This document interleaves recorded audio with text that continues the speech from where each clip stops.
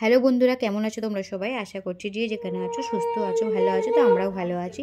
তো আজকে দিনটা সবার কাছে যেমন একটা স্পেশাল দিন, এই দিনটা আমার কাছেও খুব খুব একটা স্পেশাল দিন। হয়তো সবার সাথে আমার একটুখানি আলাদা, কিন্তু আমার জন্য এটা খুব স্পেশাল একটা দিন। আমার কাছে অন্যরকমভাবে একটা স্পেশাল দিন। হ্যাঁ, এই ভিডিওটা একটু পুরনো, মানে ভিডিওটা আপলোড করতে পারিনি কোনো কারণে, ভিডিও করা ছিল। তো আমি ভাবলাম কি ডিলিট করে দেওয়ার আগে তোমাদের সঙ্গে শেয়ার করে দিই, তাহলে আর আমি এই দিনটাকে আমি ভুলবো না। আর আমি যখন চাইবো এটাকে দেখতে পারবো আমার মানে চোখের সামনে, তোমরাও দেখতে পাবে। তো আমি এই কারণেই বলছি যে আমার এই দিনটা মানে এই দিনটা আমার কাছেও মানে কেন এতটা স্পেশাল অন্যরকমভাবে। তো এটা হচ্ছে ভাইফোঁটার একটা দিন। আর আমরা সব চান ফান করে সবাই মিলে এসে গেছি মিষ্টির দোকানে মিষ্টি কিনতে। এখান থেকে মিষ্টি কিনে নিই, তারপর আমরা যাব গিফট কিনতে, তারপর ঘরে যাব পুজো করব। তো যাই হোক, ঘরে এসে গেছি, গিফট কিনে নিয়ে মিষ্টি টিষ্টি কিনে নিয়ে ঘরে এসে গেছি।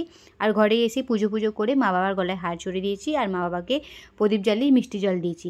তো কেন আমি এই দিনে মা বাবাকে মিষ্টি জল দিয়েছি, হার দিয়েছি, এটা তো ভাইফোঁটার দিন, কিন্তু আমি কেন বাবা মার গলায় মিষ্টি মানে মালা দেবো, মিষ্টি জল দেবো কেন?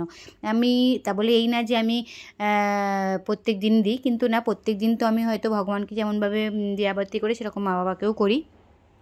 কিন্তু এটা হচ্ছে যেহেতু একটা স্পেশাল আমার কাছে দিন, সেই জন্য আমি একটু স্পেশালভাবেই নিই, মানে কয়েকটা দিন আমার কাছে স্পেশালি থাকে বা আমার জন্য।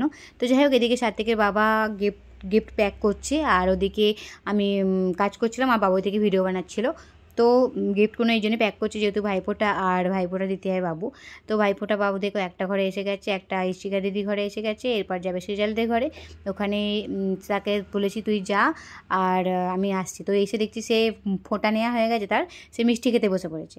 তো যাই হোক, এখান থেকে হয়ে আর অন্য জায়গায় যাব, আর তার বাবা বেচারা পাশে বসে আছে, দেখি লাল টি শার্ট পরে। তার বোন থাকা সত্ত্বেও তার আর ফোঁটা নেওয়ার হয় না, সে যেহেতু দেশ থেকে আমরা অনেকটা দূরে বসে রয়েছি মুম্বাই শহরে এসে, তো সেই জন্য তার আর ফোঁটা নেওয়ার সময় আর হয়ে ওঠে না।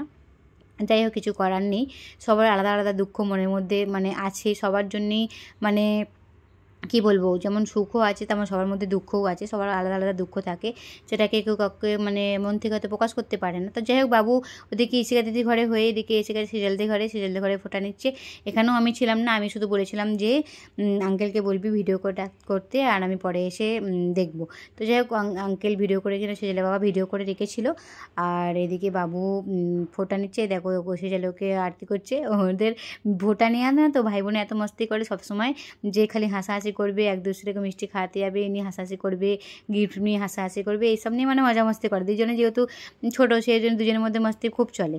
তো যাই হোক, ওরা ওদিকে মানে দেখো এবার সেজালকে গিফট দিচ্ছে। ও যখন ঘরে গিফটটা নিয়ে এসেছিলো, তখন আমি ওকে বলেছিলাম যে বাবু তুই কেন গিফটটা নিয়ে এলি, তুই তো না বলবি যে না, আমাকে সেজাল তো জবরদস্তি দিলাম না, তো জবরদস্তি দিলে তুই না করে দিবি না। তো আবার খুলে দেখছিলো মনে হয়, আমি ওকে বললাম তুই নিশ্চয়ই খুলে দেখেছিস, ওই জন্য নিয়ে এসেছিস। যেহেতু হচ্ছে ছোটো, ও অত বোঝে না। তো যাই হোক, ওকে আমি বললাম কেন নিয়েছিস, তো ও বললো মা সেজাল বললো যে তুই নিয়ে যা, আঙ্কেল বললো তোকে নিতেই হবে, ওই জন্য আমি নিয়ে এসেছি। না ঠিক আছে, চল জানিয়ে দে। তো আমরা এবার তাদের ঘরে এসে গেছি পরে, আর কি একটু টাইম নিয়ে এসেছি। তো খাওয়ার জন্য ওরা ইনভিটেশন করেছিল, আমাদের ইনভিটেশন দিয়েছিল দাদা। তো আজকে তোমরা আমাদের ঘরে খাবে, তো এই আমরা এসেছিলাম। যাই হোক, খেতে খাবার টেবিলে বসবো এবার। আর তোমাদেরকে এইটাই জানাবো যে আমার কাছে এই দিনটা কেন এত স্পেশাল। আজকের দিনে আমি আমার মাকে মানে 2007 সালে মানে এই ভাইফোঁটার দিনে আমি মাকে হারিয়ে ফেলেছিলাম, যেটা একটা আমার কাছে অনেক মূল্যবান জিনিস। এটা আমার কাছে না, এটা সারা বিশ্বের কাছে, সবার কাছেই মাটা একটা খুব মূল্যবান জিনিস, যেটা মানে কারোর সঙ্গে তুলনা করা যায় না।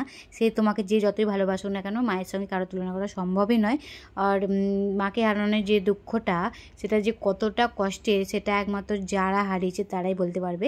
তো এই বিষয় নিয়ে তোমাদেরকে অবশ্যই আমি একটা ভিডিও দেবো, কি আমার মায়ের কী হয়েছিল, কীভাবে আমি আমার মাকে হারিয়ে ফেললাম। তো আজকের মতো ভিডিওটা এখানে শেষ করছি। যদি ভালো লেগে থাকে একটা লাইক করো আর সাবস্ক্রাইব করে দিও।